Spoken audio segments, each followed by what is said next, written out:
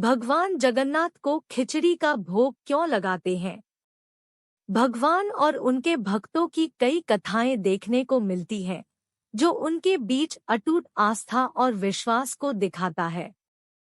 इन कथाओं से यह प्रतीत होता है कि भगवान सिर्फ सच्चे और पवित्र भाव के भूखे हैं।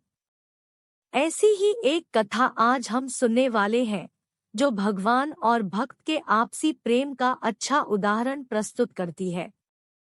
एक औरत जिसका नाम सुगना था, भगवान श्री कृष्ण की परम भक्त थी। वह जगन्नाथपुरी में रहती थी और भगवान को बचपन से ही अपने पुत्र के जैसा मानती थी और पूजा करती थी। श्री कृष्ण के बाल रूप से वह रोज ऐसे बातें करती जैसे वे उसके ही पुत्र हों और उनके घर में ही निवास करते हों। एक दिन सुगना की इच्छा हुई कि श्री कृष्ण को फलमेवे की जगह अपने हाथ से कुछ बनाकर खिलाए। उसने जगन्नाथ प्रभु को अपनी इच्छा बताई। भगवान तो भक्तों के लिए हमेशा ही प्रस्तुत रहते हैं।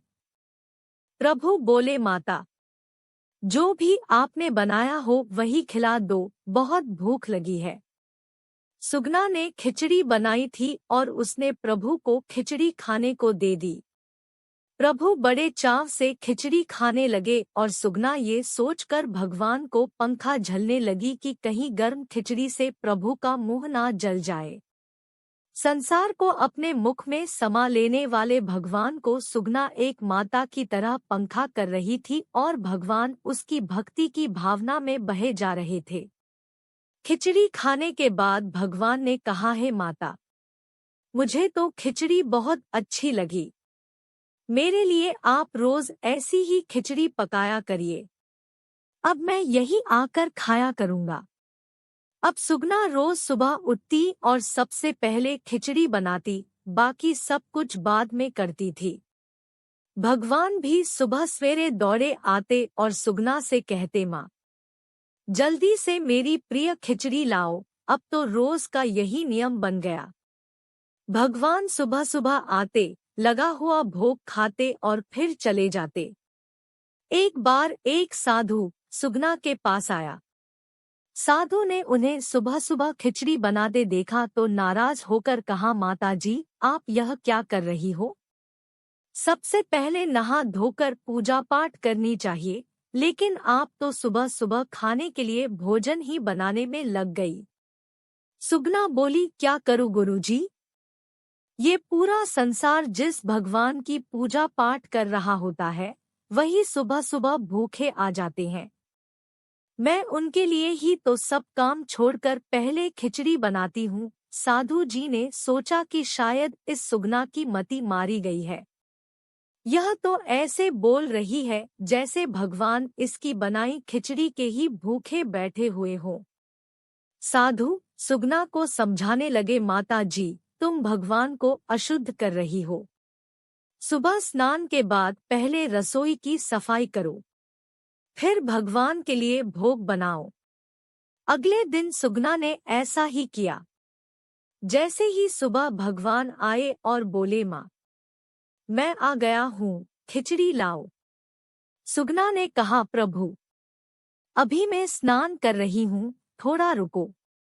थोड़ी देर बाद भगवान ने फिर आवाज लगाई, जल्दी करो माता, मेरे मंदिर के पट खुल जाएंगे, मुझे जाना है।